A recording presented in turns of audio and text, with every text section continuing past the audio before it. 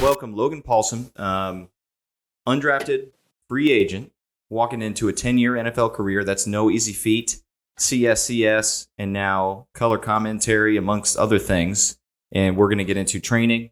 You got an awesome sprint mechanics tool that we want to highlight as well. So there's so much to talk about, man.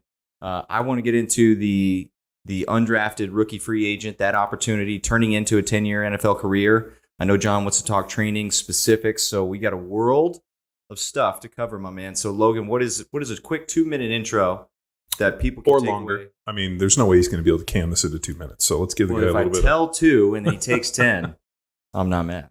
All right, so I'll try to keep it 2 minutes. I'll put my timer on right now. Okay, so basically I got hurt my true senior year in college, and then I broke my foot, redshirted medical, played my last year, and then all kind of the interest around me playing in the NFL kind of died down.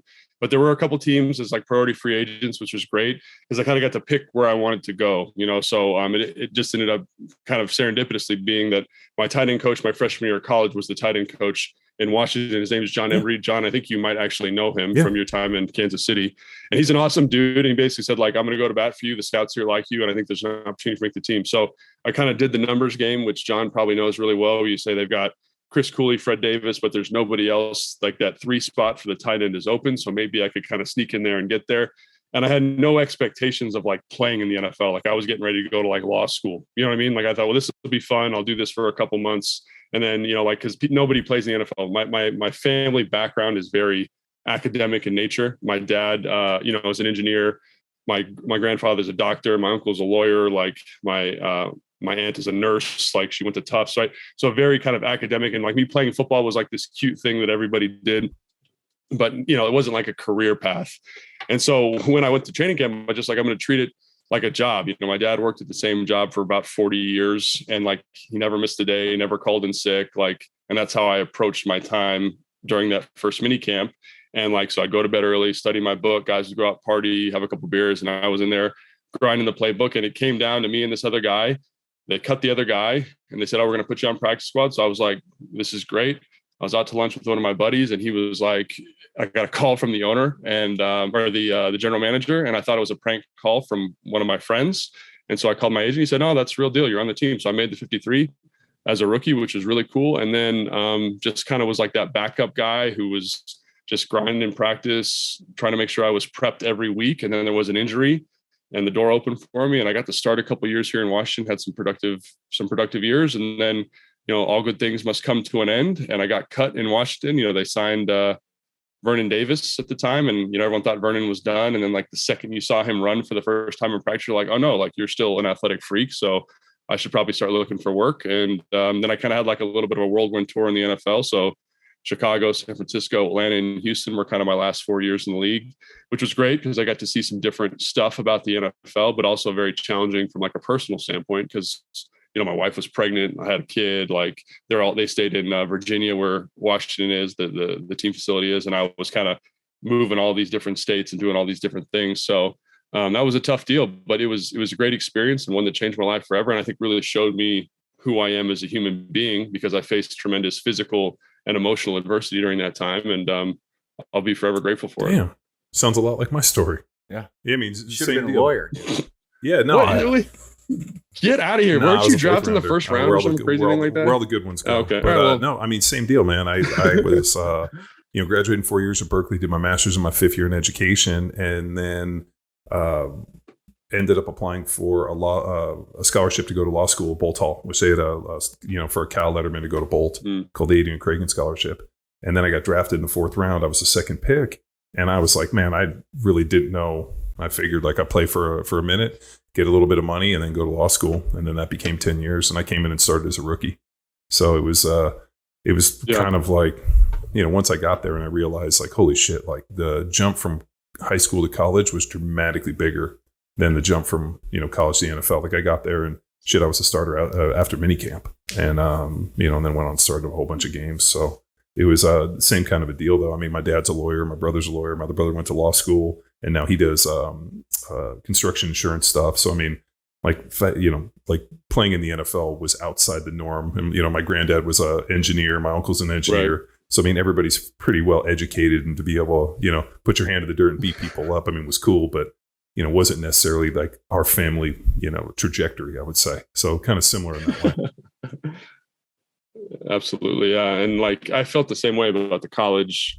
High school to college was way more difficult, I thought, than the college to the NFL. I don't know. Just like when football became the only thing, it became, I won't say easier, but like that was your sole focus, and you could pour everything into it. So people always ask me, and like when you're coming from high school, you're like, you've got that puberty kind of developmental gap physically, so you're going against your 18 or 17 coming into college, and you're going up against a guy who's 23 years old and been lifting in a college weight room for, 5 years and is an absolute monster. And you're like, oh my gosh. So the physical discrepancy is huge. Then when you get to the NFL, it's really just, an athleticism, speed, mentality kind of thing. And if you're wired the right way, that jump isn't steep, I remember I don't think.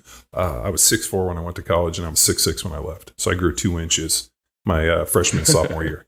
So, I mean, like I didn't own a razor. My roommate, when I showed up as a rookie, he had like a full beard, and he's like, I've been shaving since I was 12. And he's like, where's your razor?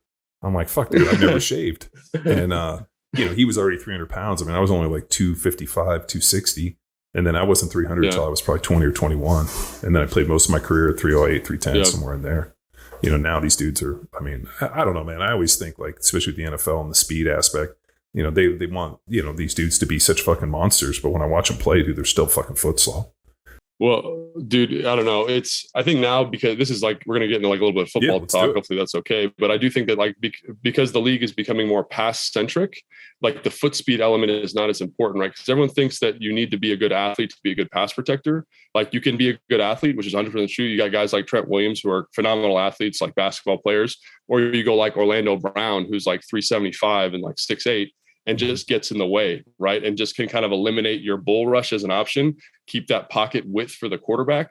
And I think that that's something that is going to be an interesting evolution over the next probably 5 to 6 years in the NFL is, do you get these supersized freaks? I mean, the heaviest player ever was just drafted, the kid from Minnesota, Daniel Falele, to the Baltimore Ravens. He's 6'9". I think he's 390. You know what I mean? He's a good athlete, obviously, for that size. But again, you draft that guy because he can keep the pocket width and he takes off bull rushes, which compress the pocket, right? So I think as the league moves in this kind of pass-centric direction, you're going to get these larger, freaky kind of guys. And as you move away from that kind of Mike Shanahan outside zone, run first kind of philosophy, the pass protection becomes more important, and the body size becomes more important. They're teaching these big bodies just to go vertical. So it's not as if they're in like a situation where, there's any play action anymore, where all of a sudden you got to take a step and try to jump a guy, widen the pocket, and do some things. Like they're so in their box of like, all right, you're on a railroad track. I just need you to set vertical and get your big body in the way and go to a 5 to 7 step drop. And every one of these quarterbacks' release is so fucking fast now. I mean, dude, like every single dude, like as soon as they bring the ball, it comes up to the air, it's gone. Like there's no big, Tim Tebow where he's got the real slow, like loping. I mean, they got rid of all those dudes. So quick releases, quick steps, and fucking monsters that just get in the way, and they're not running the ball for shit anymore. Like I don't even think there's a team that has a fullback on the roster anymore. Well, and if they're running it, Tennessee still pretty run heavy. Yeah, I mean that's Vrabel though. I mean, Rabes is always going to do that because that's that Belichick thing. There are a couple teams that are still run heavy, like Baltimore being one of them, obviously with Lamar Jackson, and like the quarterback run game is something that's kind of revolutionized the NFL. I think a good example of what you're talking about, John, is like the Buffalo Bills, right? They use the quarterback to kind of supplement their run game. They're in these like 3 wide receiver sets, right? And the run game is all the running back becomes the fullback. You don't even carry one on the roster. I think they dress one tight end on game day, right? So much smaller, create some space. And as you know, as a blocker, sometimes everyone thinks you need to add tight ends, you need to add fullbacks, but every time you do that, you're adding bodies to the box, and I think obviously you want to kind of, there's 2 schools of thought. You get really good tight ends, you get really good fullbacks, and you say our guys can beat your guys, or you say let's get these linebackers out in space and let our offensive line do what they're supposed to do, and then be +1 because Josh Allen can run the football. You know what I mean? It's just it's a shift in thought kind of to that college football. Well, that, and also like with the with the changing of the rules and the effect of that the quarterback is not necessarily a target like he used to be. That these dudes drop back there, they know they're never going to take a big shot, and because as you know, I mean, I don't know how many times you got fined, but there's nothing more depressing than coming in on Monday and seeing that FedEx deal and realizing you're going to get fined $15,000 or $25,000. And I got fined $10,000 in the preseason game one year. And so for a late hit, not necessarily a late hit, but what they called is I was having deemed of having a history of violence because I was picking dudes off around the pile. So, I mean, dude, that's something, like that when you watch like old John Runyon stuff, you know, like you don't see that was our anymore. deal. You know what I mean? It's like we had a pot with like Runyon and I like picking dudes off around the pile. And then what they started doing is I mean, dude, when we got slapped with that big fine in preseason, you're like, dude, I just played this entire preseason and, half of the first game for free.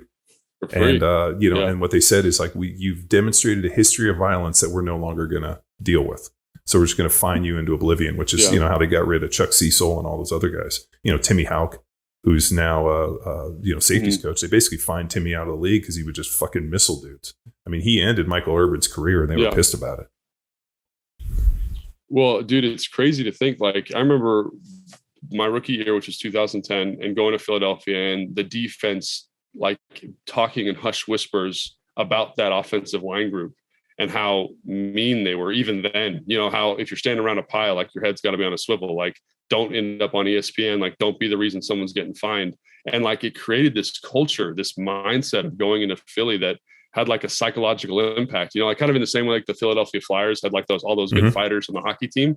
Like I felt like the offensive line kind of embodied that same thing. And it's something that I've always thought about. Like if you just take that physical envelope as far as you're willing to go as a coach or someone constructing a roster, like you can still do some gnarly stuff, like getting the right kind of people in a room together and how it just intimidates other rosters around, even the NFL, even in this kind of placated. No, I mean, it was like that. I mean, but like that NFC East deal where we were playing the Giants and the Redskins and whatever. I mean, dude, and I've told the story, man, like the last play of Bruce Smith's career, I knocked him unconscious on a peel back. Yeah, knocked him out. He got off the field and just walked off last game. And then I didn't see him until the Super Bowl 2 years later. And he fucking walks around the bar and I'm like, oh shit, Bruce Smith's coming to fight me. And he's like, you knocked me unconscious on my last play. And then we sat there and had a bunch of drinks and I was like, can you let me Hall of Fame speech and tell this? He's like, fuck you. But no, man, like it was really interesting. Like that was so intimidating to defenses when dudes were, big dudes were flying downfield, knocking them out. And it was part of the game. And then they just didn't fucking want anymore. So they just fined us into oblivion. And now it's like you don't see these guys pass rushing like they used to. They won't hit the quarterbacks. They're trying to do this one-arm Olay bullshit. And these quarterbacks know it. And, but I mean, even though it's made it for a shittier game, it's more points. Fantasy football is blowing up. And, when they're paying a dude $500 million, the last thing they want to do is have some asshole roll them up and hurt them. So, I mean, they're protecting their investment. Yeah, it's true. It's interesting, man. Like when you were talking about, like, I remember obviously I kind of got the tail end of like down and dirty NFL, but I remember dudes like on kickoff, with the old 4-man wedge getting knocked unconscious, like asleep, like you could hear them on the sidelines, like snoring, and they would just pop up. The trainer would come over on the field. They'd give them a little smelling salt. And then they were like back in on the next kickoff, or like a guy would like fake a hamstring pull when they were unconscious. You know what I mean? Like, the game just changed so drastically. You know what I mean? Like during my 10 years, I'm sure it changed a lot for you, but like, it was like this, it just became so different. The values became so different in a good way. I think the concussion thing is great. I don't think you want dudes having like, CTE for the rest of their lives, but it was just how immediate it all happened. Like, I just find really fascinating. It's like like just an evaluation of a societal ideology, towards something like the NFL. When you got dudes committing suicide, like the NFL at the end of the day is always going to be a media company. And the one thing that can't survive is bad optics. I mean, look at the Ray Rice deal. I mean, they suspended him until that video came out. And then we saw the ferocity which he hit his girl. And that dude was pursued non gratis for the rest. I mean, he was fucking out. So, I mean, they were willing to like let it slide until they saw the optics of how hard he hit her. I mean, he fucking lit her up and they were like, you can never come back. Yeah. So, you got Junior Seau killing himself. I mean, you got all these dudes doing wacky stuff. They have to make a change. And, sad. I don't know if you remember. Do you remember a guy named Kevin Turner? Yeah, he was a fullback when I was in Philadelphia. And he was like kind of the old vet. And he was only like 7 or 8 years when I came in as a rookie. I mean, he passed away from ALS. Yesterday was his birthday. That's why I'm bringing it up. And, I saw that pop up on my Facebook. And like, he was a cool old vet when I was looked old as shit in year 7 or 8, which means he was only probably like 31. And that dude might as well have been 51. Yeah. So, I mean, it's, I think things had to change. But, you know, with change, you always kind of get this deal where it's like, you know, it's morphed into what it is now. And it's not at all the game when I, you know, that I enjoyed. When I watch it, it looks very just neutered. Yeah. Yeah. I mean, it is neutered, but I think, like you said, it had to happen. And I think it's, you know, for the health and well-being of the players. Like we already talked about, like practice structures and how that's, to me, that's probably more beneficial than even the targeting stuff. Because you imagine, like, I remember talking to our linebacker coach in Atlanta, and he was saying, he played in the NFL for 10 years, and he was saying there was not a day they were in full pads that didn't have some type of color out. So like red, white, yellow, which is indicative of brain trauma. And I was like, every day? He was like, yeah. And he's like, think about this, dude. We were in pads during OTAs. You know what I mean? We were in full pads in OTAs. So those are all hits. You know, that's 90 hits in OTAs. That's 90 hits in training camp. That's 90 hits in practice in season. And those things add up. And I can't think of, you know, like because of the practice structure changing, you know, and it doesn't lead to these old calloused war daddies that you kind of idolize. Like I remember coming to the locker room with like Philip Daniels, you know, and they just don't make dudes like Philip Daniels anymore. Like you guys probably know who that is, but many times. He's 6'6", but 315, playing defensive end, and could deadlift 700 pounds, could back squat 600 with terrible technique. Just was a dude made for a different time, made to like charge in a battlefild and cleave you in half with a broadsword. And like, they just don't make those dudes anymore. They just don't do it because they don't fit the game the same way they used to. Right. So in some ways that's disappointing. You don't get those like hyper freaks, hyper physical, different kind of cut guys. But again, I think it's better for the long-term health of the game for sure. I remember when I came in the NFL, they told me I I knew I would have a concussion if I got knocked unconscious. And then that same talk 10 years later was like, you'll know you have a concussion when you feel any form of disorientation. So like when you hit and you get your bell rung, you can't see straight, your ears ring and this, and the lady's like, how many concussions do you have? And I'm like, 70,000. Like, I mean, it's true though. There wasn't, it's I mean, true, so man. Like the games were, I'll tell you this, pre-game warm up, there was a dude on our team in Kansas City named Eric Hicks. He was defensive end. Eric had an extremely hard head and great dude, but a fucking knucklehead. And so we would do our stuff. And I remember like the first few games when I went there, we came out and to the point where I hurt myself in preseason. I mean, in pregame, like I went in thinking like, there's no way I could play in this fucking game. Like I legitimately rolled my fuck my head up. And then finally he rolls over to me. He's like, hey man, can we chill out a little bit in pregame? Cause I think I fucking hurt myself. And I was like, okay, yeah, man, if you need me to, you know, and then we just started patty caking it a little bit. And thank God, because those first few games, dude, like the first game I played for Kansas City, we played a season opener in Mile High Stadium. And I fucked myself up so bad in pregame going against him that it took me like 2 or 3 quarters to even figure out where the fuck I was. And I was over there trying to take oxygen, drinking water. I even asked him for an asthma inhaler because I just couldn't figure it out. And then I was like, I don't have asthma. Like I've never taken oxygen. And then I realized I was like, fuck, dude, like I'm fucked up. Like I could see the scar on my head on my helmet. So I mean, that was like a real thing, but like it wasn't necessarily the games that were bad at all. It was the fact that we went from 1-on-1 to 9-on-7 to inside run drill to fucking 1-on-1 run pass, 11-on-11, full bullets flying.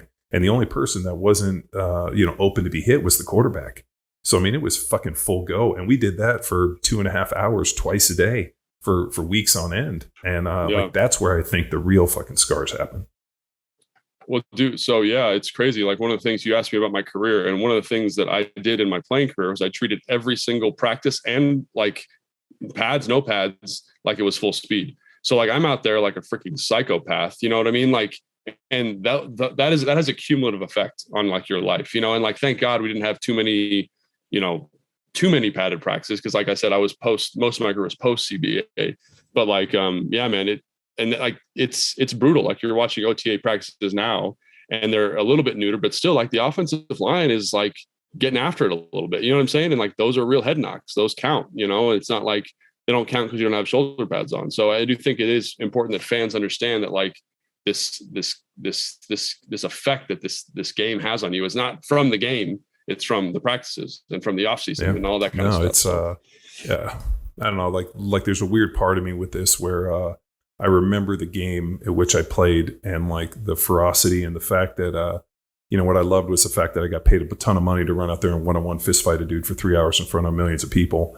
And now I see it, and it just looks like patty cake. And when I see dudes like we were talking about, like seeing JJ Watt out there just tearing these dudes up who are just kind of like not putting their head on. I'm just kind of patty cake. I mean, the dude's got long arms, and you got to put your chin on that dude and try to knock him out. And these dudes want no part of putting their head in there. Yeah. They're just kind of patty caking him, shorting him set, or doing short sets, letting him get the outside hook every time. And I see it, and it just I'm like, fuck, dude, we would have broken that dude's ribs. I mean, not to tell you more war stories, but we went to when I was playing in Philly, we went down to play Miami Dolphins, and Jason Taylor was playing great, and Trey Thomas, who was our left tackle, decides that his back is hurt, comes over on the last bus and doesn't tell us this until he shows up on the last bus and says, I ain't playing. And my backup was a dude named Artis Hicks. And we were like, Artis, like, we only dress 7. And like, you got to go play left tackle against Jason Taylor, who he's having his career year. And so we go out, and I was like, hey, man, like, then, the coach is like, what do we do? I'm like, we're going to slide 2-jet. We're just going to go 2-jet every time. Slide to the left, and we're going to try to get him on the island.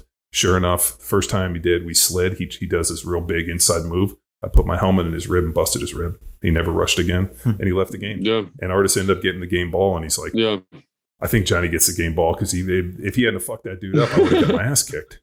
And, that shit was real. Yeah. And, like, I knew that when he comes inside, I was going to make him pay. And, like, it ended up working out well for us. Yeah. But, like, there were people that legitimately, I mean, I could tell you the amount of stories I had where dudes legitimately saw their career flashing before their eyes and didn't want to go out there. I mean, if you go against Dwight Freeney, that shit happened numerous times. I watched numerous guys fucking shrink. What they call it, like with DBs, they call it the Randy Moss flu, right? Like anytime you're going against Randy Moss, everyone gets a little sick, they get a little hammy, glutes a little tight, can't go today, bro. And so, you gotta like, I get it. When you're going against really good players, man, you gotta make business decisions. You know what? That's the shitty part.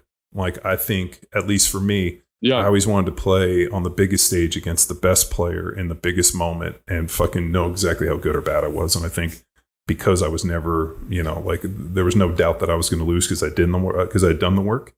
Like, my whole deal was I spent the entire offseason sharpening the blade for those moments.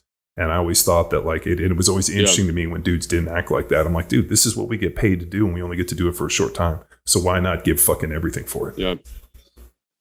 Well, I mean, that's what makes you special. I mean, that's what I did. And in retrospect, I think I probably, I'd play hurt. I'd play, I had a torn MCL. I played like 5 games with a torn MCL, and people are like, man, you look like you're getting old and you're slowing down. I'm like, you assholes, like, my MCL is completely torn. You know what I'm saying? And so, obviously, like, you need to be smart as a player, but I agree. Like, that little bit of, I'm gonna say fear, like when you got to play against DeMarcus Ware and you got a man reach on him and it's like 3rd and short and like, you got to have it. Like that, like, moment, like, that tells you who you are as a person. And like the idea that not many people in society get to feel that physical anxiety of like, is this guy going to kick my ass or not?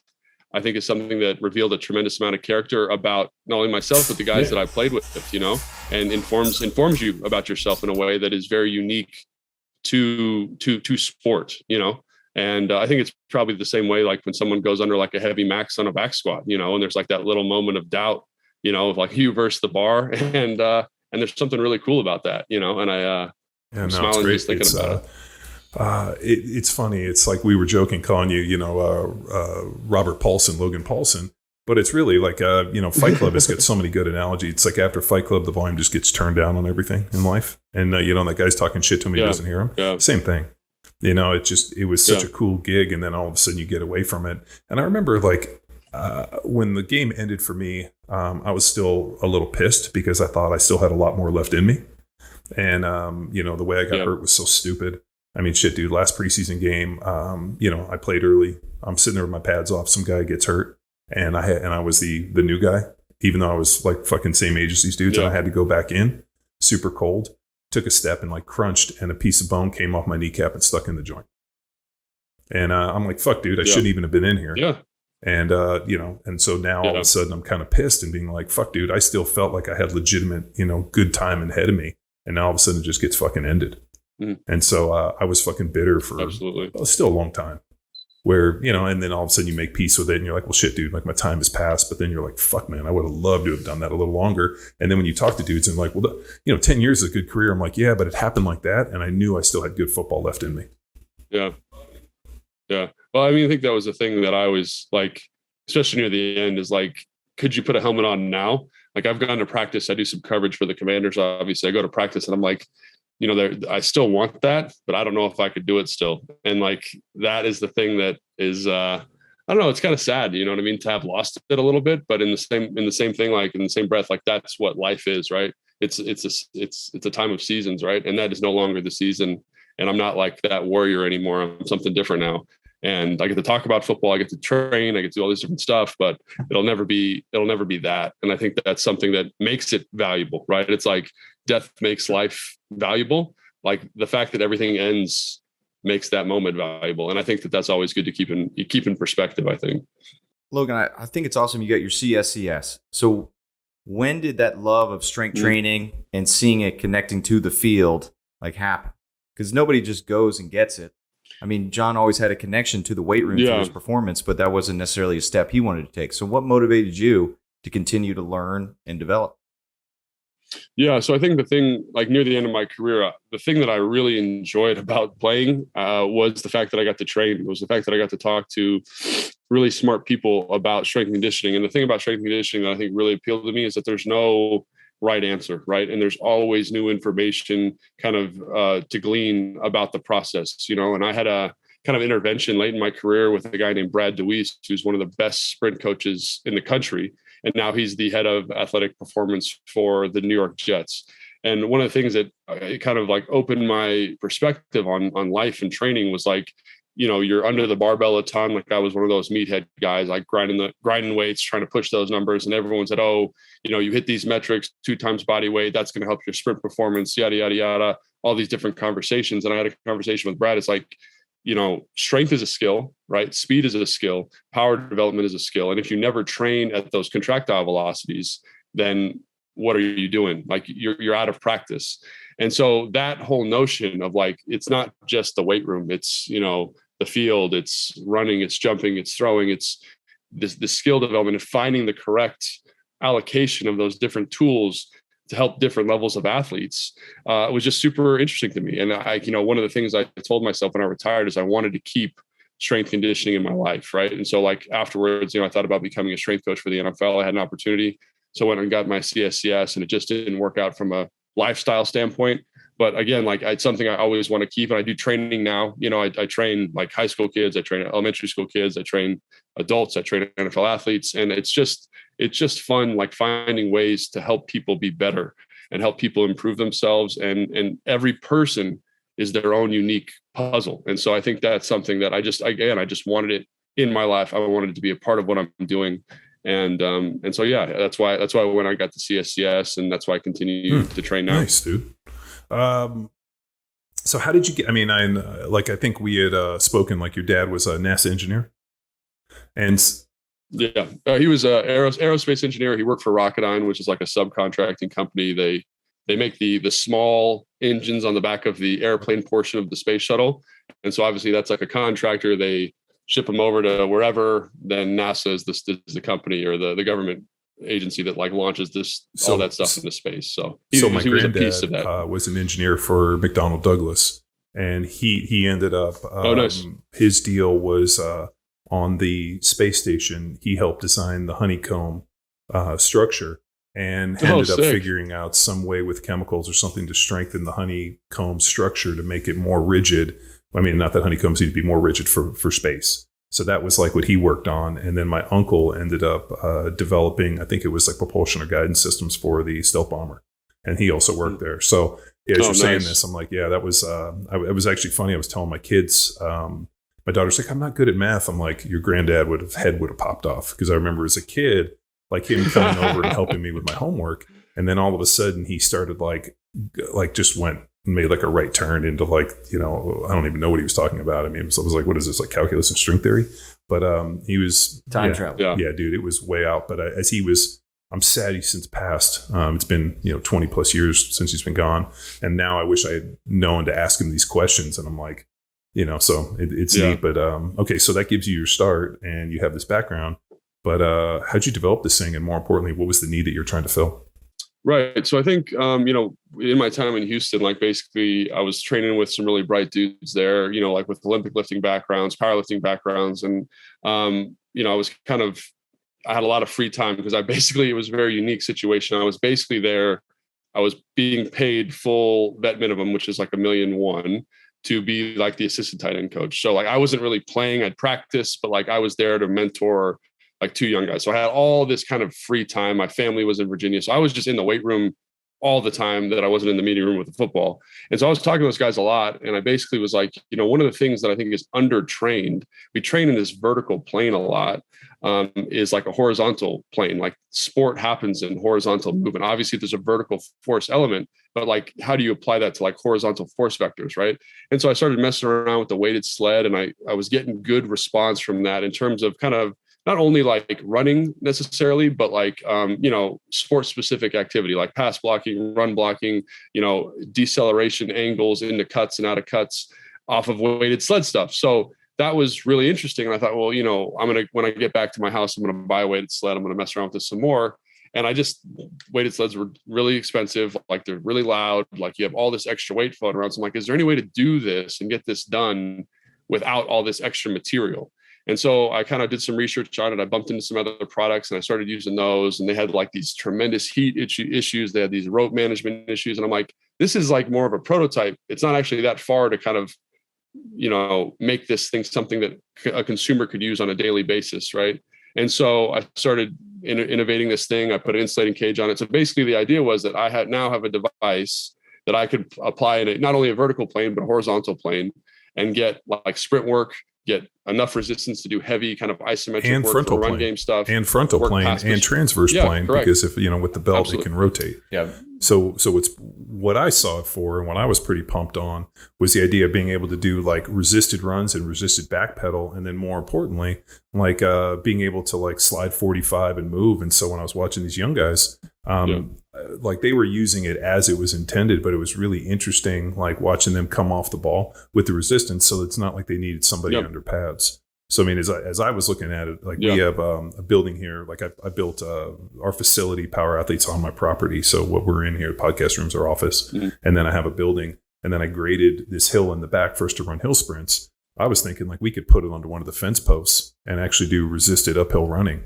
And the ability to be able to move through space. So, and we've always struggled with this, where like, how do you effectively, without somebody with like a band, or what was that thing that Cal Dietz uses? It's like 20 G's, the speed. I don't know the name.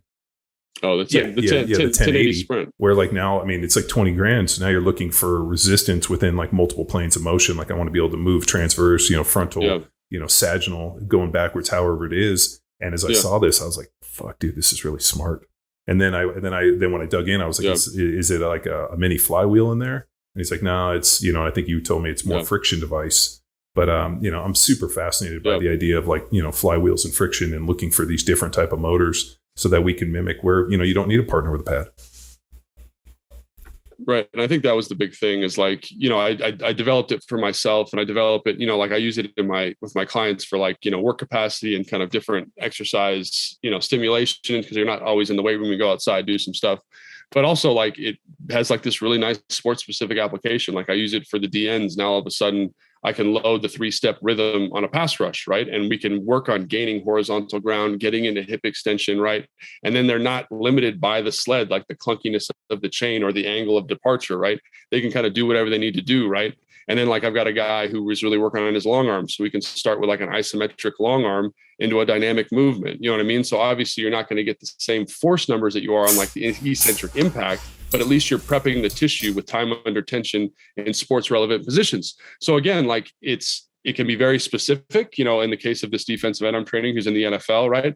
Or a tight end or offensive lineman I'm training, like he wants to work weighted pass sets, right? And so we can start with a very slow contractile velocity, right? Make it kind of similar to like a back squat where the force number's, 1,000 Newtons, right? And then we can slowly decrease that. So the rate of force development increases, the impulse decreases. And all of a sudden, I think that's something that became really exciting for me, is just seeing kind of the sport specific application with the technology. And you got to get in the hands of people who can see the big picture. No, so what kind of facilitated my retirement So obviously I had knee surgery, and as I was rehabbing my knee, I mean, I was literally sitting on the couch in the CPM. I got a phone call from this dude who owned this little fitness company that asked me to come work for him, which was CrossFit, guy named Greg Glassman. And and he pitched me on coming out and helping them develop their tech on how to train athletes and kind of do this sports specific version of CrossFit.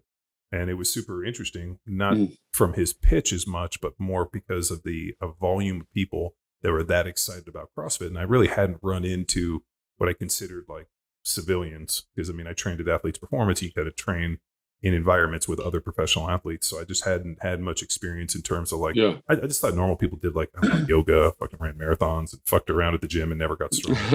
So it was really fascinating. There was this like huge market of people that was fucking trying to kill themselves and, you know, trying to maximize human performance. It was a little random and misguided by my point of view, but I realized that like, if you could take that enthusiasm and just kind of funnel it into a smaller kind of age, or I always thought about it like somebody making a cake, like squeezing them through and the batter coming out, or the frosting. We could effectively like weaponize them and make them badasses.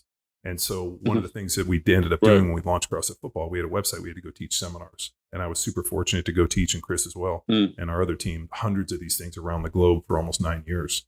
And it was pretty interesting. Like one was teaching sprint mechanics, and the way we taught sprint mechanics was doing resisted runs with bands. And so the reason being was that they had been doing so much pose that they were used to just like picking their foot up off the ground and using for gravity. But it's not just that, to add on. So we chunked it out, essentially posture. Yeah. So speed is a product of posture. We, for the first time, taught them trunk exercises, isometric. Yeah, so there'd always been this idea that you can't teach speed in the weight room, which I disagree, because it's just a function of posture. The person that can maintain posture in a loaded position longer can generate more force. And so if you can maintain trunk stability and more, hold on, Chris, I know he's getting excited. If you can challenge posture and position through those different planes of motion, which in sprinting, you know, you can take somebody out and get them to sprint faster. Sorry. Yeah, and then positioning, because they were not used to sprinting technique, right? So showing them, you know, face, cheek, butt, cheek, cheek to cheek, knee up, toe up, simple positions thrown out there, and then the opportunity to pattern them.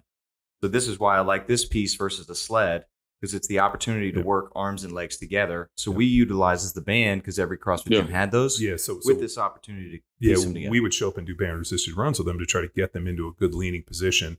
And then what's also interesting is unless you put your foot violently in the ground and try to rip the ground out from underneath you, you can't move the band. So we would have these post runners that would like, we just hold the band and we would just do this fucking like high knee thing. And they didn't understand arm, drive, and leg. Yeah. So the only problem was that the band has this like elastic stored energy where all of a sudden now they're like not only putting themselves in a position where we're increasing their lean, they're putting their foot in the ground, they're being violent. But the problem is, like you said, their tissues weren't prepared. They hadn't been sprinting and they hadn't been doing this form of training. I mean, we had Grant Windstrom come to our seminar, and he and his crew, who were, you know, ex-NFL dudes, all fucking slayed it because they understood how to, you know, dive and drive and sprint and their tissues were ready and everything. We had other people come in, oh yeah, I can do this, and then blow Achilles, blow hamstrings, blow their backs out because they had never used like the stored energy and the eccentric load. I mean, it was just a recipe for fucking carnage for most athletes that were coming from this kind of like general work capacity. Mediocrity is kind of like our fucking what we're shooting for, to be averagely good at everything. And it was fucking literally carnage to the point where you just had to remove it. Because dude, like you go to a seminar, somebody pays you $7.95 travels, and you fucking blow their Achilles, like it rolls up like a Venetian blind. It's a bad deal. So when I saw your force engine, instantly I thought was like, man, I wish we had fucking 10 of these for a seminar to effectively be able to hold the core, hold them into position, let them go, and actually use the friction as their own kind of guide into it, but being able to hold it, get them into a lean position, have them high knee, and then drag against it and let them feel the resistance. And like, that's when I saw it. And I was like, Jesus, if we had just had these, they would have been, I mean, and they're not big. I mean, they're small like this. It would have been easy to bring 10 of them with us. And I guarantee we could have sold every one of them while they were there. Well, I will say, that's what I think the advantage of the product is, obviously. But, you know, when you're coaching sprinting, one of the things that I find is that like everyone thinks, everyone's like, oh yeah, you know, like I can sprint, right? Like they don't treat it with like the correct level of respect, in my opinion. It's like, would you go into a gym cold after 2 years off and try to max back squat? If you do, you're probably a dumbass, right? So like, I think like that's what you need to think about if you are trying to get back into sprinting. There needs to be a progression. You know what I mean? Like you mentioned all the different variables that go into there, but there's also like contractile velocity. That's a big one that people don't know. And then the elastic element of all your tendons, right? You got to coach that position up, right?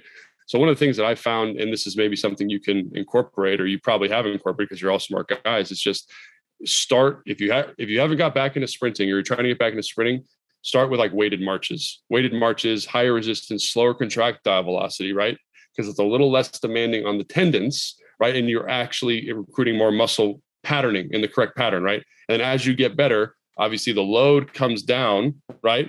And then the velocity increases, the stored elastic energy also increases in the tendons, and you've built up this accommodation for it, right? So it's not like I can just go max back squat, right? I got to like build up to that, and it takes time to create that tissue adaptation. So I think people need to have that in their mind. And like, if you don't jump, if you don't run, if you don't throw, and you're not working at the lower end of that force velocity spectrum, like it's kind of hubris to think that you're okay to just pop in there and just make it happen. Dude, you know what I mean? And so people are listening. We could not be in any bigger agreement. And the reason I get excited was this is what the entire seminar was about, was to bring people in and be like, hey, if you want to implement a strength conditioning template or even a program in your gym, or you want to begin to train like a power athlete, this was kind of the, this is what's required of you. And what was really cool about the seminar is people saw how far, I always hope that it's not a bridge too far. It was a fucking ravine. It was the Grand Canyon, for people to say like, holy shit, man, I didn't realize. Now a large number of people realized how deficient they were in terms of like athleticism. And that's why, power athlete has really gone, and this idea of fostering, developing athleticism came from these individuals. But it was really that like their training was just subpar if this is how they wanted to use it. And I remember telling them, like, if your goal is just to be fit and look good with your shirt off, like a little caloric restriction and a bunch of, aerobic capacity with a little bit of strength work, it's going to get you there. If you're trying to basically weaponize yourself in such a way to get into this plane, like this is the progression, and this seminar is a good indication of where you are. And then we offer training, and, now that's what we do. But one of the biggest things we ran into was, and we've always run into this, is people, one, don't know how to sprint, and they don't have the strength that it takes for them to actually safely sprint. Because, all the research shows that the person that carries the most muscle in the Olympics ends up being the, by far the fastest sprinter. You need a high level of strength and muscle to be able to absorb that. And, we ended up finding tricks like one of the ones that we use constantly, which actually gets, solves a ton of problems, is just uphill running. So hill sprints, because one, I've never seen anybody run uphill poorly. So they can all lean, and if all of a sudden something gets funky, all of a sudden they can slow down, arm swing. And we watched it, and it's actually, especially hill sprinting on dirt or grass, becomes like, if you can't sprint, where do I start? I tell people, man, find like anywhere from, 3 to 7 degrees. I think we're a little bit more. I think we go from like a 3 to a 7 when I graded it. And, start there, and you have to build a general level of preparedness and conditioning to get your body in a position to sprint. And there's plyometrics, and there's a whole process for this. But it was just, the seminar was just such a good eye-opening experience for people. But the carnage that it caused forced us to like fucking shear stuff out, because I get tired of fucking getting people ice. Right. But it was almost necessary, because then now we're in a position to better understand, and then how to coach coaches to do this in their gyms. So we made these mistakes for other people. But we still struggle with we still struggle in that terms of educating people, like to effectively take them on the journey of sprinting. And because sprinting takes a high degree, and even though it's so primal in so many ways, it takes a high level of proficiency. And what I liked about his engine was like, the other thing too with sprinting, like we've been using true forms, which I think are fucking phenomenal. And then also the trampoline sprints, so that we can coach technique while they're moving. What I liked about this is as these guys were moving, I was walking next to them, and I was like, maintain your base here. And so it almost slowed them down in such a way with the resistance. Yeah. And Logan, you wrote an awesome article that you sent me on Simply Faster that highlights the practicality of this tool. So let's cover some practical solutions. So you identified problems, one of which I want to lead off with was the athlete is spending too much time on the ground, that long amateurization phase. So speak to how this can help target that problem, but still, their posture, position, patterning is all online. Yeah. So I think the thing that I noticed with myself was just like, there's many ways to attack this problem. There's many ways to like verbally cue an athlete. But the thing that I always found, like I said, I was blessed to work with some of the best sprint coaches in the world. Like I'm not a fast guy. I think I ran like a 4.85, but I was always hunting speed. And so a coach will give you a cue and you're like, okay, like, I mean, try to do that. Like, that's not quite right. And so what I found with this machine is that I could turn the resistance up for myself or for an athlete that I'm coaching and be like, so for example, I coach 2 offensive linemen. One of them is in the NFL. And when they run, they always are kind of hip cocked down. You know what I mean? There's like a pelvic tilt to them and they're not getting the hip extension, but you put the belt on them. And these are big men now. You know, this guy that I'm training is 330 pounds and he's 6'6". So no amount of weight on a sled, it's going to be really hard for him to feel that, to kinesthetically interpret that resistance. So with this device, because I can go from an ounce of resistance up to 1,000 pounds, I can turn that up as much as he needs so that he has to recruit those glutes and get to hip extension. And so then when we do a couple sprints like that, which are very heavy, they're like, for him, they're like about 70% of his body weight, which is crazy to think about. Like that's not something you would do normally with sprinting, right? But he's such a big, powerful man. He needs that extra stimulus to get there. And then we'll take him off there. And then like following kind of Vereshchansky's model, right, of sport specific strength, like you've slowed the contractile velocity down. Now you need to do a couple free, and watching him being able to internalize that resistance and say, hey, like Mo, remember that feeling that you had, remember that hip extension that you had. Now let's apply it here and watch the difference in stride length, watch the difference in posture, just from adding a little bit of resistance. And in this case, it's not a little bit of resistance, but like, that's just a simple example, right? You mentioned the amortization phase, which was something that I struggled with tremendously. And so people are like, oh, just be more reactive off the ground. And I could never get it. So I just put the belt on one day and I was like, I'm going to do pogo hops, weighted pogos. And I would do weighted pogos. And it showed me how tight my calf, how tight my ankle needed to be to react forcefully off the ground. And so then when I go and I do pogos unloaded and I go into my sprint work, I'm like, oh, like I was bullshitting that for 15 years of my life. And so again, it's just a nice tactile cue that gives you some feedback that says, okay, this is the level of tension. This is the level of force. This is the level of intent that I need to execute this activity at a high level. So I think it's excellent for that kind of stuff. To teach that same thing, because that anterior pelvic tilt, which we call CrossFit girl butt, where people get overextended, a lot of times the guys with ARs are so weak in their trunk. So what happens is they get in this overextended position. So we started hooking we have a West Side belt squat, and we would put the belt around, put a ton of weight on, and then get them to stand up and squeeze their glutes, and then basically hold a med ball against the chest and march. And that actually taught the position, because they were so overextended, you can't, because it actually pulls your hips into a neutral position. And my cue has always been like, pull your top ab down. And, like I had some real world-class sprint coaches, not only in college, but in the NFL. So, I mean, there was a reason that I was fast because we worked on it. And like all these mechanic stuff, as you're talking about, were kind of second nature because I was able to translate what we did in the training. Yeah. So it's always interesting. Like I went out and worked with the guys from Baylor when I was a couple of years ago, like 4 or 5 years ago when Kaz was there. And every one of those dudes were so externally rotated that we ended up putting them on pitch sharks and teaching them. And they all asked me, hey, why did you do this? I'm like, because every guy that I've seen that stands in that externally rotated, overextended position, what happens is when they pass set and then they transverse plane and they load, especially on like a pass rush, when they get loaded from the side, they always end up fucking injuring their back. And I saw this mechanism happen over and over again to the point where everything we did within the trunk was pull the top ab down and then focus on rotation with med balls so that we could get a reactive deal. And I'm sure you've seen this. Like I saw the same injury mechanism happen over and over and over to the point where I'd see a dude overextended. I'd see him get in that position. I'd be like, he's fucking hurt his back. And sure enough, it was like a 1-to-1. It was like ACL tears. A guy would take a big shot to the head. All of a sudden, like the next, either later that day or a few days later, all of a sudden he tears his ACL on the other side. And it was always like, we had a dude on the podcast that Dr. Dustin Grooms, who was talking about it, and I told him, I was like, dude, I observed this in the NFL to a dude where like would tear his ACL or take a big hit. I'd be like, yo, man, like something's fucked up, dude. And I don't like to foreshadow injuries for people, but I'd see a dude tear his ACL. I'm like, didn't that dude take a big hit on the other side? And they'd be like, yeah, he did. It like night and day. Yeah. And this is where you start saying this thing to the ATCs and the trainers, and all of a sudden they get fucking real mad at you. And I'm like, hey man, like, you guys can either pretend this shit doesn't exist and just do ice and stem and some fucking iontophoresis, or you can actually fix this shit and prevent people from fucking blowing shit out. Yeah. But yeah, no, man. Absolutely. I saw, I like, just in the time I was fucking with it and saw those guys using it, I was like, man, there's so many applications. And that's why when I came home, I got excited and reached out to you, because I'm like, dude, if somebody creates something that's innovative that I can see the endless applications, man, I want to know about it. And more importantly, I like to, make more people available to it.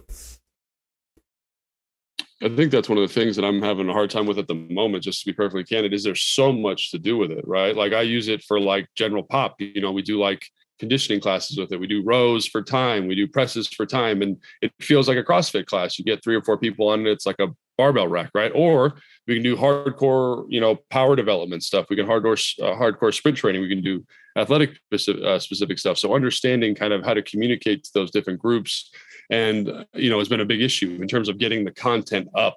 You know what I'm saying? And saying like, oh, this is a workout you can do, or this is how I use it with my alignment, or whatever it is. You know what I mean? It's just like teaching people the product has been interesting. So it's nice when you meet people who have a vision for how it applies already. You know what I mean? And that's like, that feels like your tribe. Logan, we got you. I do want to cover these next 2 points that you talked about in the article. And then I want to get into John, GPP, GSP, and SPP.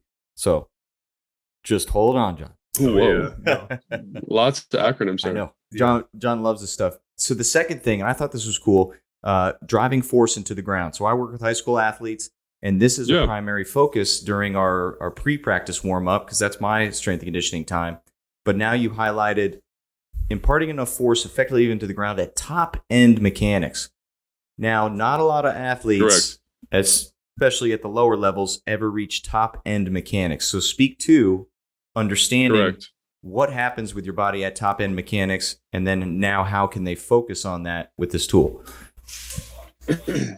Well, obviously, like there's a lot going on at top end mechanics, and to me, that's like the coolest thing you can do physically. Because you're operating at such high force, like ground contact forces, and you're working at such a high contractile velocity, and basically using every muscle in your body to kind of maintain posture and kind of get yourself moving forward.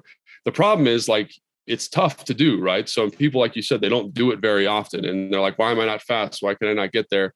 And one of the things that I found for myself is just like at top end mechanics, I have no idea how my body should be oriented, right? And so coaches would tell me like, drive your knees up, push harder in the ground. And again, like I just didn't have the kinesthetic awareness to get that done. There are guys like that I've played with and that I've worked with, like Julio Jones, for example. Like you give that guy one athletic coaching cue and it like happens immediately because he's just so aware of how to apply force with his body.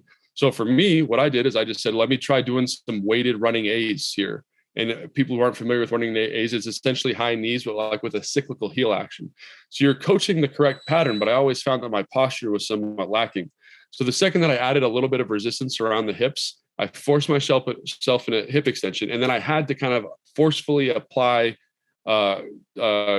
ground force with my feet and keep my ankles nice and tight while applying that cyclical heel action. And I could stay in that position for very long durations of time and really work on my mechanics, really work on my head posture. And I found that the transferability was outstanding. And it's, we mentioned injuries associated with sprinting. This is something that is relatively low risk in terms of stress on the hamstring, because if the athlete's not putting their foot directly down under their hip like they should be at top end mechanics, then there's no harm, no foul, right? And it's a good opportunity, good space for them to learn. And the other way, in terms of applying max force while increasing the ground contact time, is to do like bounds with them, essentially. And everyone's familiar with bounds. And I find this has been a very effective tool to get kids to kind of just know how hard I need to push, and how rhythmic it needs to be. And again, it takes time to learn in the same way that you would teach like a power clean. It's not going to happen overnight, but it's just been a really nice tool to kind of get to speak and communicate to different athletes. And I think that's really what it's giving you. It's a tool that allows you to communicate your coaching cue more effectively to people who maybe aren't as intrinsically aware of their body. And so to me, that's been a really nice, again, a nice feature of the tool. And again, it is a tool. It's not the end all be all, but it's a tool to kind of help with those people that maybe aren't, they can't handle the auditory cue, or you're not getting what you want out of the athlete. So again, that's my perspective on that. I mean, man, we found like just some really interesting reactive stuff. Like when we started teaching people sprint mechanics off of just a cheap $50 mini trampoline, where all of a sudden now the reactive force was forcing them into high knees. The greatest cheat for sprinting is just like, I need you to get a lean and do your best Roger Craig imitation. big arm swing. And the problem is most people don't know who Roger Craig is, but because you laughed. But like, that was one of the greatest analogies I ever heard for a sprint coach. Like, man, I want you to get up tall and fall, get a nice lean, and do your best Roger Craig with a big arm swing. And that fixed 99% of it because, everybody had seen him sprint. And then when we started doing a bunch of uphill sprinting after we saw, all that, who was it? Lawrence Taylor, Walter Payton and Jerry Rice. And also Jerry Rice. They had that hill at the 49ers. So we went down there for training camp or for practice when we played. And dude, we got to see that hill. And like that, at that point, I was like, oh, this makes so much more sense. Like we were running on too big a hill. Like that, and it's, coaching young athletes and just athletes in general, like you never know what's going to be the thing that clicks.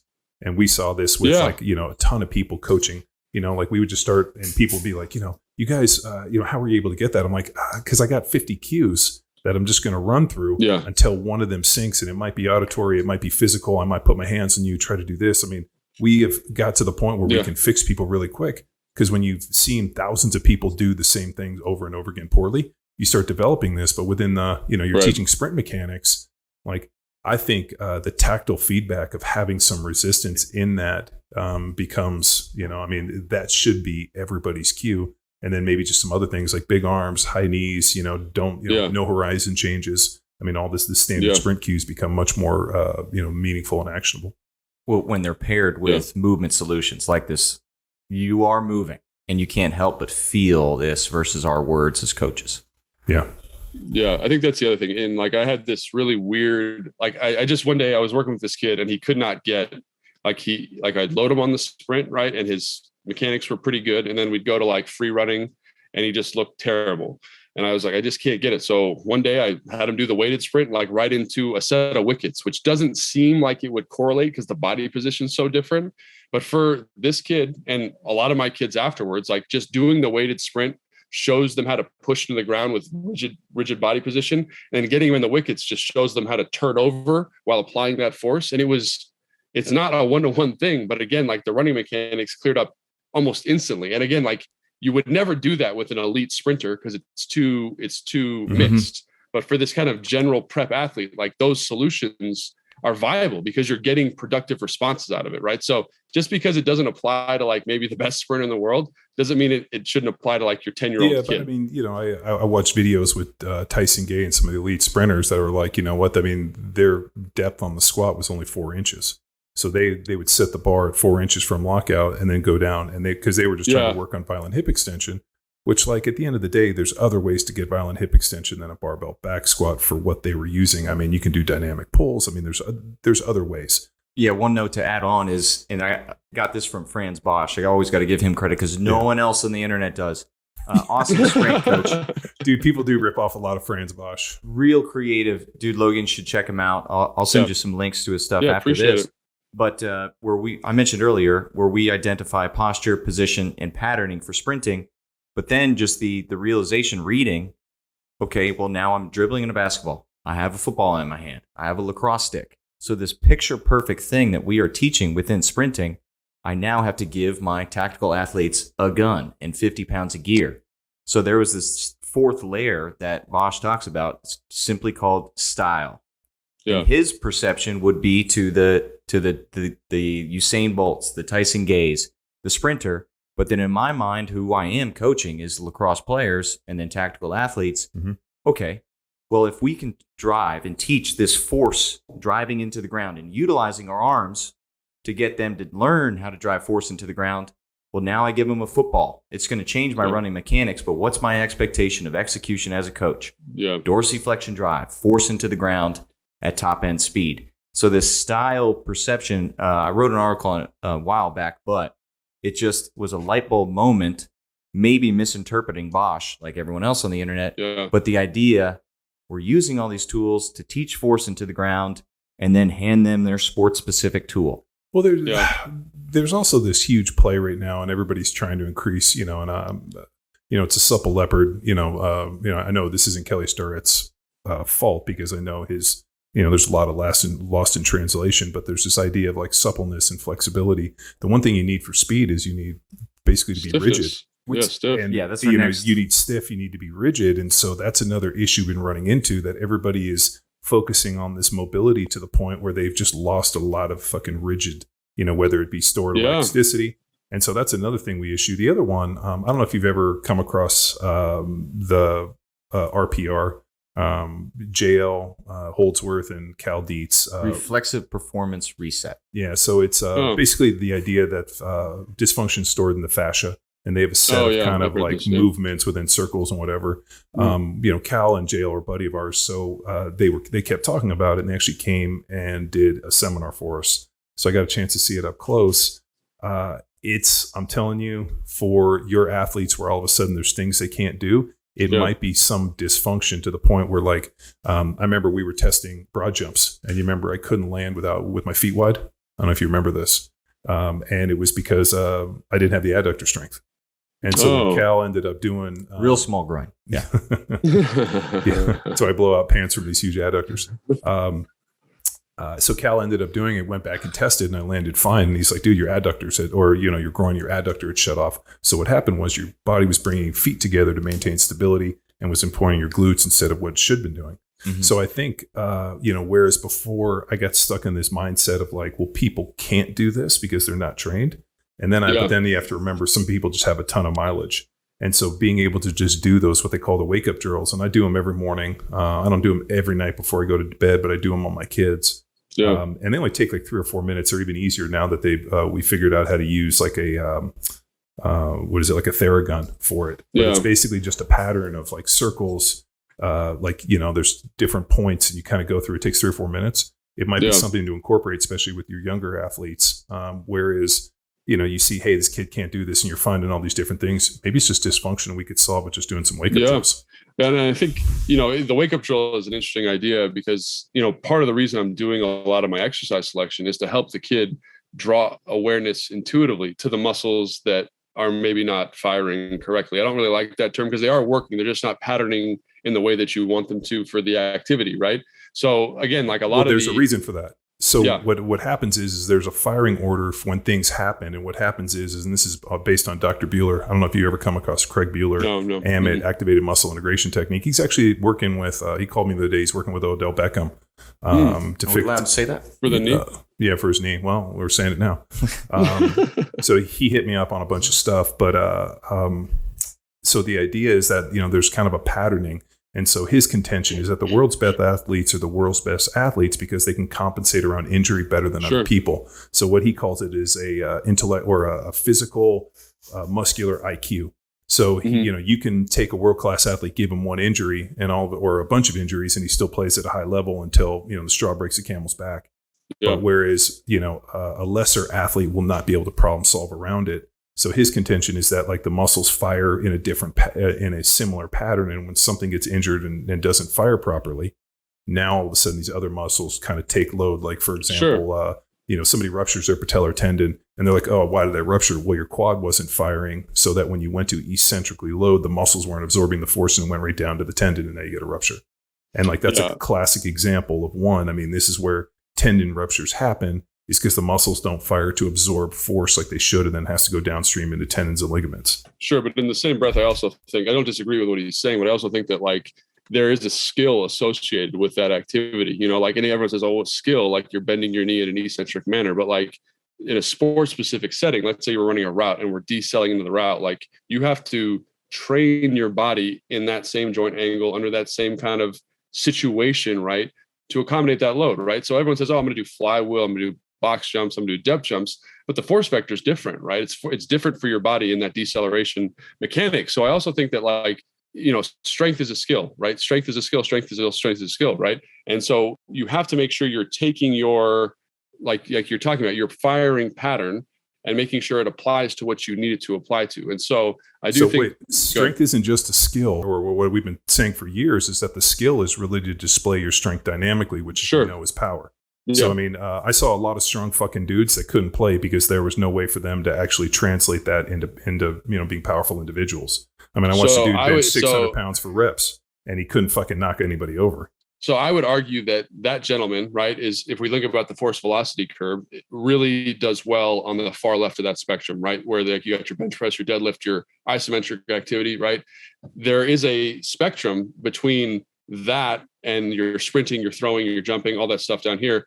And in order to get that strength to apply to this activity, you need to increase the rate coding of the athlete at the sport specific velocity by incorporating more throwing, more jumping, more running into that athlete's training, right? Exactly. So in that sense, it is a skill. He just chose to apply his skill. Like, I think I heard you say this once, and I think you got it from Louis Simmons. Like, strong people want to be strong, fast people want to be fast, or some variation of that. And that, to me, is exactly right.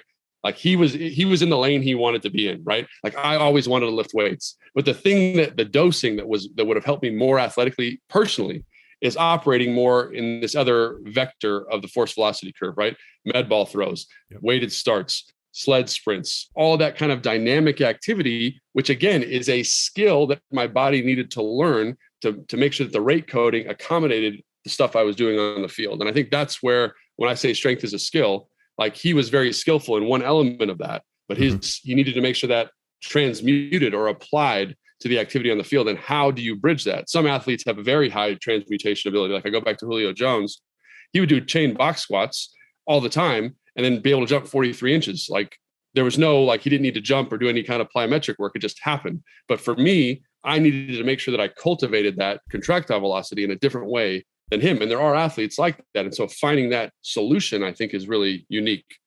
Yeah. Well, yes, I couldn't agree more. I mean, the one thing that I observed, and this was kind of the splinter in my mind, was how so few people were able to translate what they were doing in the weight room onto the field. Yeah. And there was always this deal. And I was like, yeah, but how are you effectively doing this stuff on the field, and how much preparation time? Like, my whole deal was like, yeah, I mean, I love to train, don't get me wrong. And I enjoy the weight room as much as anybody. But if I couldn't take what I was using in the weight room and using it in a meaningful way to fuck people up on the field, it would just didn't fit within what I needed it to do. And, that was like either with conditioning or the med ball or the sprint or any of the stuff that we did within the training modality, it had to translate. And if it didn't, we just figured it out. And like, at the end of the day, nobody ever asked me what I benched when I walked out to the field. Nobody ever asked me, but I'll tell you, they knew that they didn't want to get punched by me. Yeah. And, and that came from, hand speed, velocity, whether that be speed bag, all the other stuff we did. Yeah. But there was this idea of like, this is the foundation which you create. I have to find interesting ways to translate and to use this in a meaningful way so that I can put it onto the field and use it there to be, to be able to fucking kill people. Right. I think that's something, sorry to interrupt. Oh, no. And so, whereas I saw a lot of people not go, A, B, C, they just were like, I did all this room or did all this work in the weight room. Why aren't I better on the field? And I was but you never like, and then even down to joint angle, right? Like, I figured out pretty early that if my big toe was in the ground and my knee tracked over my insteps, I was dramatically stronger than if I rotated my foot out here and now all of a sudden opened this. I could basically get to this position to use my glute. But now all of a sudden you're in this position. So, I mean, just in terms of offensive line play, I saw guys in terrible positions. The problem is they were so big and they lacked the flexibility, and not necessarily flexibility in the way I look at it. Or, I mean, everybody thinks passive range of motion. I think about active range of motion flexibility. Can I be flexible when, fucking things are turned up to 10 and I need to be violent? Everybody does this kind of passive range of motion. And like, that's why I always like lifting weights. It looked like stretching with heavy weight was under active range of motion. So when I see a lot of offensive line guys, they would play real duck-footed and opened because they weren't flexible enough in those positions. And then they just end up having to be 350, 360 pounds to make up for shitty technique. Right. Whereas like, I looked at it like, dude, I want to be as strong as I can, as lean as I can, and put myself in the best flexibility or position to be as lethal as possible. Yeah, I think that's you said something there that I think is really awesome. And one of the things is that, like, I look at MMA or boxers and look at how much actual weightlifting they do. Like, they do weightlifting to kind of build the horsepower of their engine, but then they do a lot of other special strength exercises, or what I would categorize as special strength exercises, in order to make sure that they can accommodate the positions, they can accommodate the velocity, they can accommodate the tactical element of the sport, right? They don't, they go through different gradations, right? They hit the heavy bag, right? They grapple, they do all these different things, right? To make sure that technically and positionally they can accommodate the stuff that they're going to be doing in the cage, right? And for football players, I think we have this notion of like weight room is a direct one-to-one transfer. To me, the bridge that is missing is the football specific training, the special strength exercises that take the athlete from the weight room to the field, which is one of the reasons that I like the strength engineer. I like extensive sled work for offensive linemen, because now you can effectively load the positions that we've just discussed, right? Like getting that internal rotation of the hip in a pass set under load and having to push forcefully from that position at different contractile velocities along the spectrum to get the athlete to the field in a strong, athletic, comfortable, neurologically capable position. And I think that's, to me, is exactly what you're saying. But I think it's like football should take a book out of fighters, a page out of fighters book, right? Because it's not just lift weights, be a better fighter. It's lift weights, learn how to throw a punch, learn how to accommodate position, and now we're going to go fight. All right. Which is actually where my background is. All right. Into what I was referencing earlier, GPP. Consider this a lot of the exercises that you would do in using the tool for the boot camp and the group setting. But then we have the idea, and GPP stands for General Physical Preparedness, for anyone listening out there. And then we have SPP, Specific Physical Preparedness, which would be like the sports practice and everything you did at the OTAs and preparing for the game, not including the game. And then this concept, going back to the old CrossFit football seminar days, General Specific Preparedness. And the key here, as John mentioned, where you would set up, hey, work with me. No, I'm just laughing because this was actually crafted on a plane as I was trying to figure out how to explain like sport specific training that fits within, like, that doesn't involve a ball, like, which was our like pre-practice stuff. Yeah. Which a young, bright-eyed, bushy-tailed Chris McQuilkin was sitting in the audience in December 2009. So the idea, general specific preparedness, this is the principle of specificity, where it's not just squatting to get strong. We don't care what you do, we care how you do it. So John mentioned he was most powerful with his toes forward, knee over the arch of the instep, driving that big toe into the ground. So now we're aiming to teach our athletes to set up in the squat, universal athletic position, toes forward, knees over the arch of the instep. Then we can utilize another exercise, the lunge, for teaching them to trust their hips to move forward and not overreach with their foot, like poor sprinting technique that we're talking about earlier. And then awesome mechanics, coaching sprint technique with the step up onto a box where their knee is below their hip crease, like good top sprint technique, and then pulling through. So driving through, and then they finish knee up, toe up, not overextending the foot way out in front of the knee. So again, coaching within a window, and then returning down to the ground with their foot underneath their hip. So all these different things where we would coach at full speed. Now we're utilizing the barbell or resistance training to teach what we know to be optimal positions, force reduction on the field, and then aimed increase the amount of force they can produce in these optimal force reduction positions. So where it's not just the weight room, go lift and we'll carry over. No, it's how you do it. So aiming to teach our coaches to then teach their athletes to do this, and then, set up and set them free. This is where we hand them off to sport coaches that are unintelligent, and guess what they do? Fuck it all up. Unless you get guys like me that are both. But the other one that he, I'm sure you'll get to, obviously Fred Hatfield's compensatory acceleration. Yes. So mechanical advantage increases, so does speed. So I was very fortunate that the old power lifter that trained me when I was 14, 15, 16 through 18, like all through high school, was buddy of Fred Hatfield's. And he talked about compensatory acceleration. So everything we did was violent in nature. So as mechanical advantage increases, so does bar speed. So his thing was like, John, I want you to try to break the fucking weights. When you're coming up, I want you to snap these motherfuckers. I want you to break them. I want people to stop you in the gym and be like, you're going to hurt yourself. And he's like, don't lift weights like old people, have sex, slow and careful. Be violent as a motherfucker. So all of a sudden now, as mechanical advantage increases, so does speed. I wasn't just trying to punch people. I was trying to put my hands through them and trying to work on acceleration, which happened with hitting, with sprinting, and really anything that involves some form of either be a punch or some form of sprint with like a hip extension came from that, deadlifting, whatever. So I saw more carryover in just using that. What was amazing to me was how many guys all of a sudden they, where it's heaviest, they come off the ground, off the, let's say the chest on the bench, and then they would just kind of slow into it and then put it away. Whereas I would come off this, my chest hard and then work to kind of fucking speed up the bar at all times, to the point where they'd be like, dude, you're going to hurt yourself. And I'm like, this is how we've been training for a long time. And that was one of those things that when I watched guys lift weights in the gym. They didn't know about compensatory acceleration. Nobody had talked to them, but it was one of those things that I think played a huge part in my success, especially on the field and being able to translate in it. Because I was always in this idea that as mechanical advantage increases, so does speed. I got to fucking put my hands through these people. Or if I'm going to hit, I'm going to drive through them and aim for a point 3 feet behind them. Yeah, that's good. No, that's that second piece. So simply put, it's set up and execution. We want to set up similar to how a sport coach would teach the optimal technique for whatever it is the position that they need to do.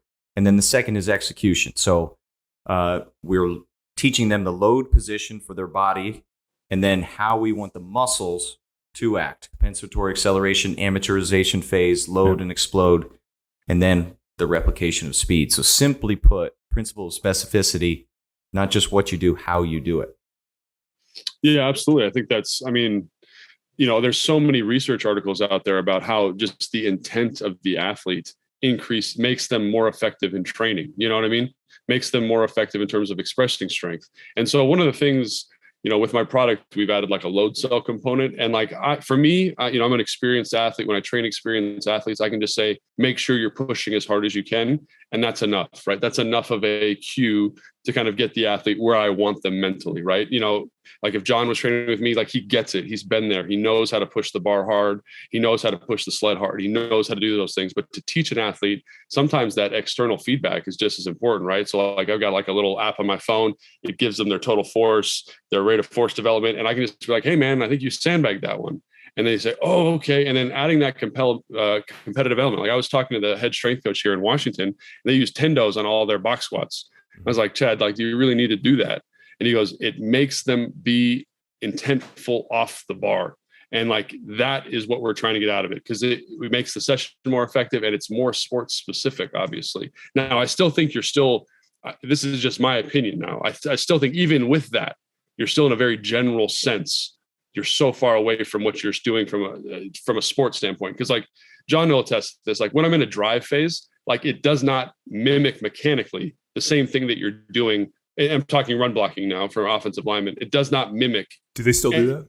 They still do it. It happens every once in a while. Every once in a while. Yeah. But it does not mimic a barbell back squat almost in any way, besides core rigidity, right? The position's different. The position of your hips in relation to your feet.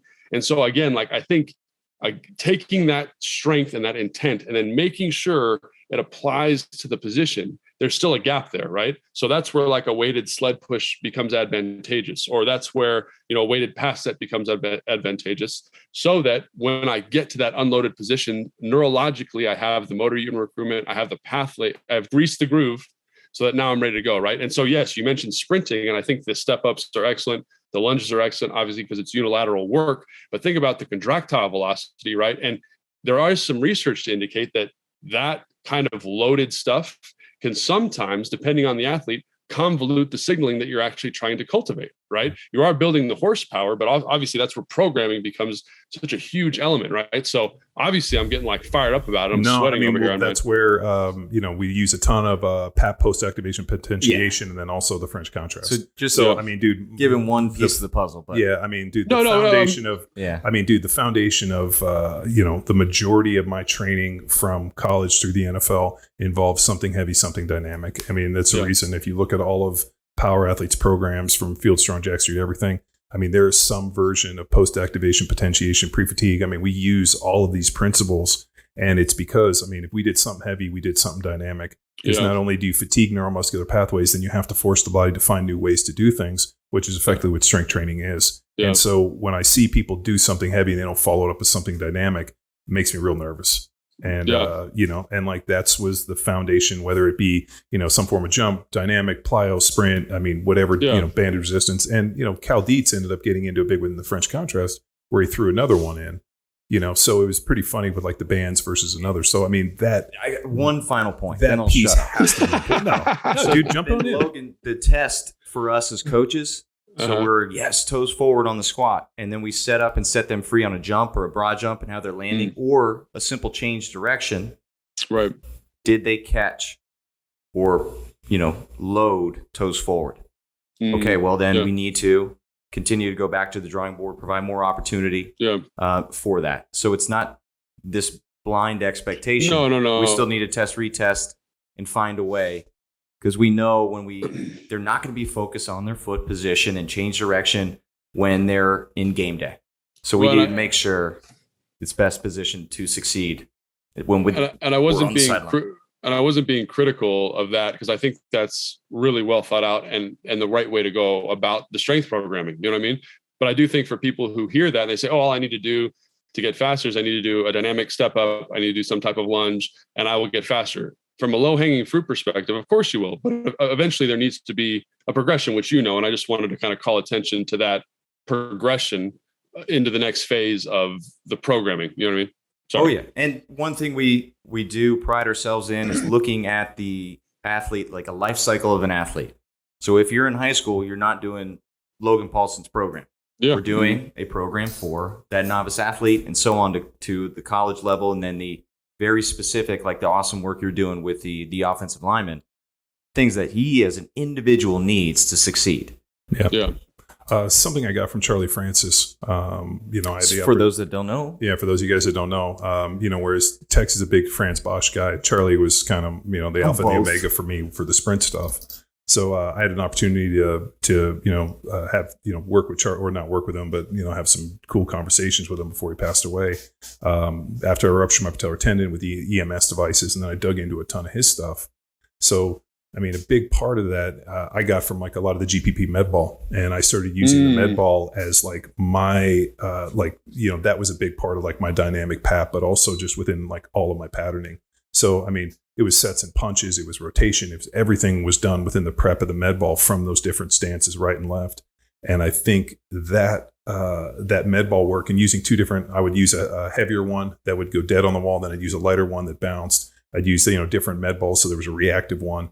And I really think that like changing those up to the point where I would go do it in pre-practice. And Juan, who was our offensive line coach, came out and filmed it and then was trying to sell it as like clinic film, being like, hey, like here's, like we did a bunch of punches, but then I'd always follow it up with all the med ball stuff. And that was, I think, for me personally, like what allowed me to really bridge the gap. And then it was also interesting when other guys would ask to do it, how they couldn't do it. Right. Like it was pretty interesting to be like, fuck, dude, why can't these guys do this? Like this is all real natural and I see it. So it was really fascinating to constantly be analyzing like not what I was doing, but what other people were doing, and then adding different training modalities and then testing them on people and seeing what other people can't. And it just kind of, has been the 10-year plus evolution of what we're doing here at Power Athlete came from a ton of those observations in different training systems. Yeah, absolutely. I think that med ball stuff, like the med ball is such an underrated training tool for that kind of stuff. You know what I mean?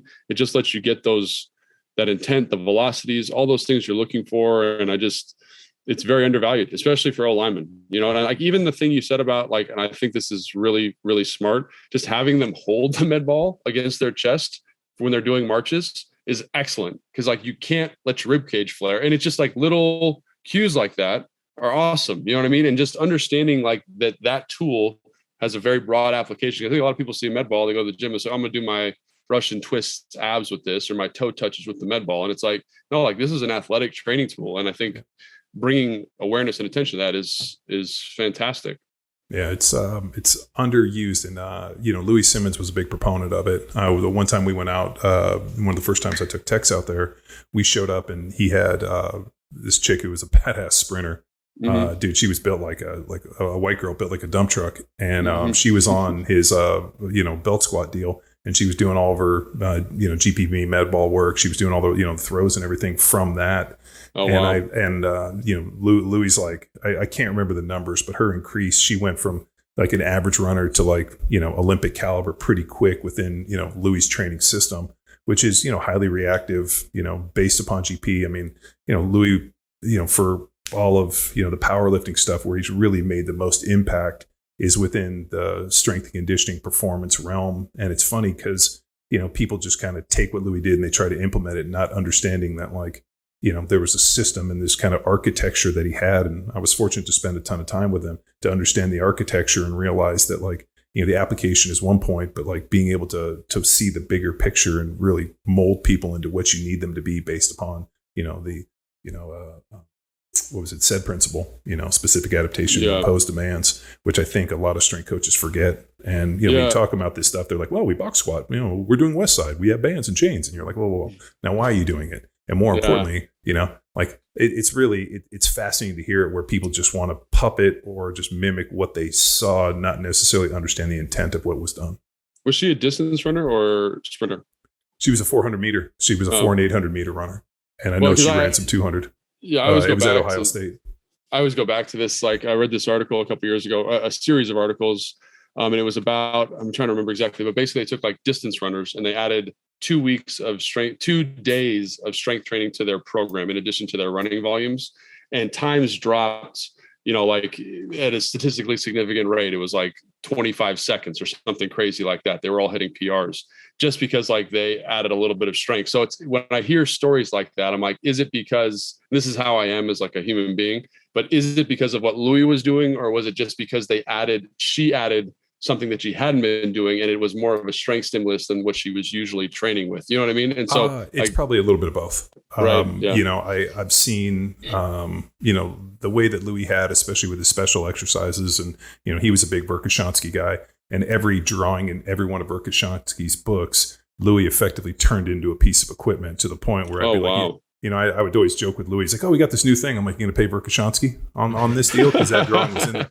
from like the plyo sleds and this. Yeah. I mean, it was just, he had like the one that I got from Verkhoshansky that Louis and I talked about was the idea of using a 18-inch cambered bar and then bringing it down and then having it bounce off of foam and then using it as a reaction, right? Which is in Verkhoshansky's Science and Practice, or in not Super Training. Not in Super Training. It's in the other one. The other one. Yeah, the special exercise.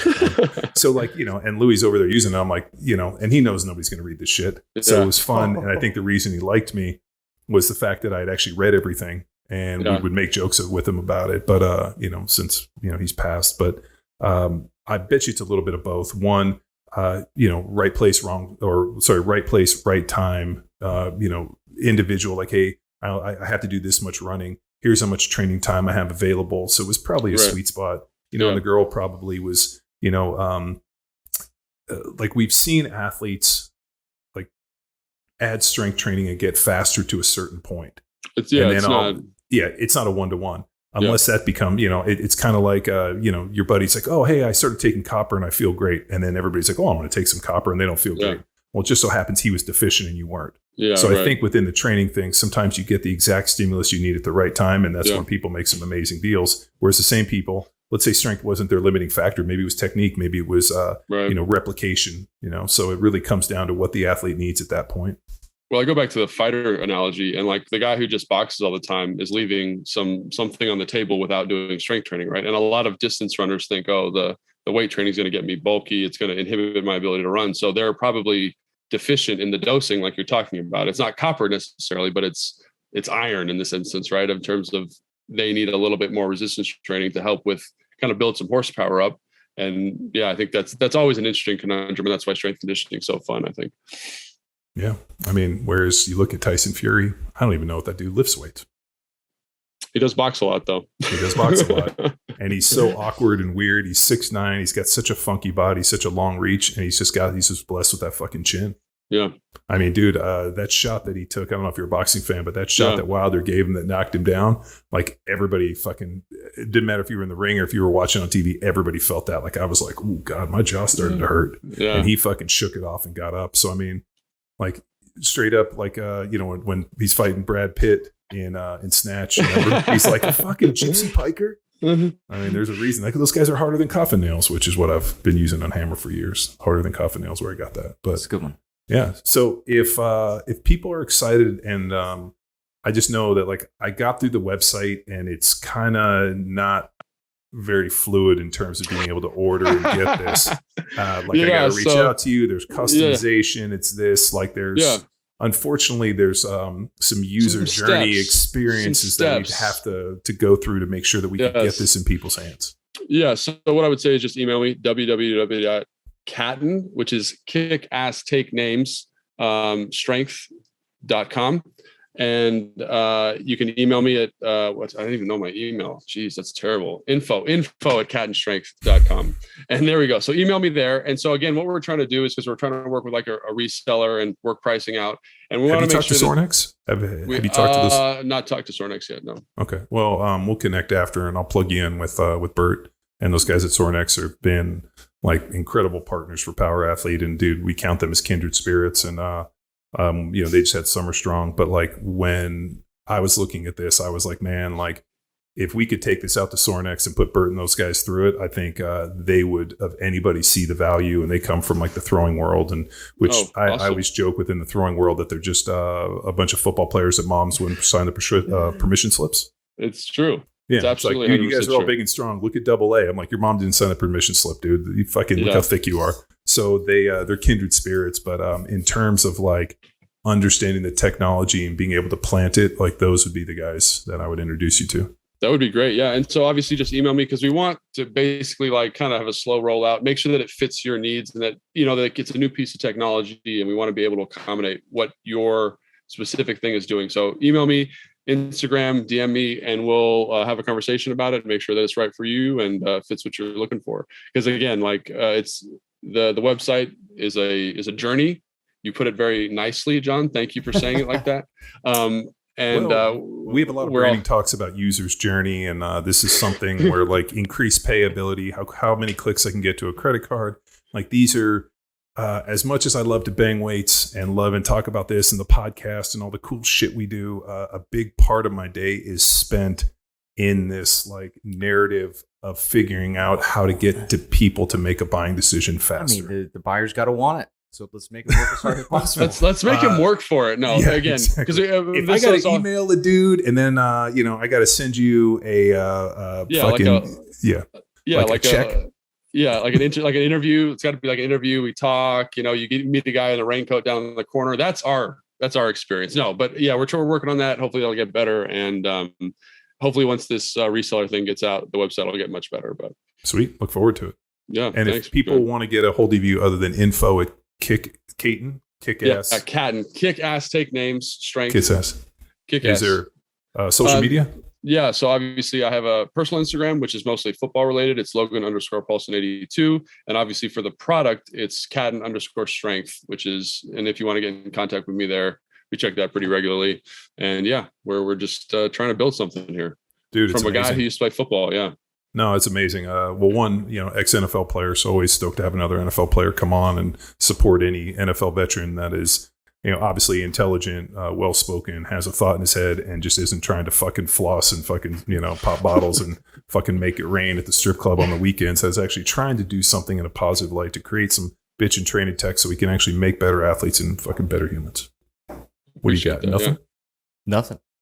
My brother-in-law is a big Washington fan. So any insight on this year?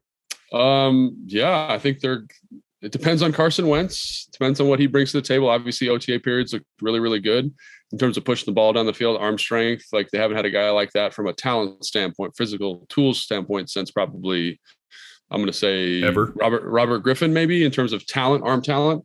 But obviously there's the mental side of playing the position, which he seems to have down. But for him, it's more like the confidence thing. Can he kind of maintain that throughout the year? Because right now he's got the weapons. Jahan Dotson, the first round picks, looks great. But again, like that's the big question for me is, can he kind of maintain this level of production and confidence throughout the season? If he can, I think they'll be a playoff team, but that's a big if in my book. Obviously Ron Rivera's there. Is John Matsko? Do you ever run into him? He just retired, and he was awesome because he was a psycho in a good way. And then so he was my offensive line coach at the Chiefs. And, was he really? He still texts me a bunch. But yeah, I always like Matsko. Oh no, Matt Scow's the O-line coach. He's here. Yeah. He's like the old kind of grizzly. It's crazy, man. He does a really nice job. I never heard of him until he came here, but he does an excellent job. If you get a chance to talk to him, mention that you were on the podcast and we spoke. He still texts me a bunch, and obviously awesome. Ron Rivera and I, he was a former Cal guy and he was our linebackers coach in Philly. We've always stayed fairly tight. So and then Juan Castillo? Yes, he's the tight end coach. He's the tight end coach now, yeah. Oh, Jesus. Ask Juan, be like, hey, I was on the podcast with John Wellborn, and tell Juan, quit stealing all my shit. I'll have to let him know. I'll have to let him know.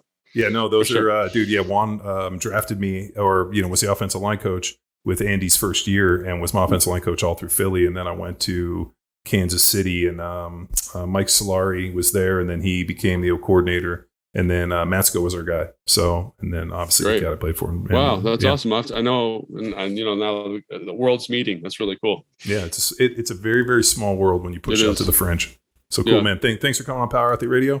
And here's another one. See ya. Bye.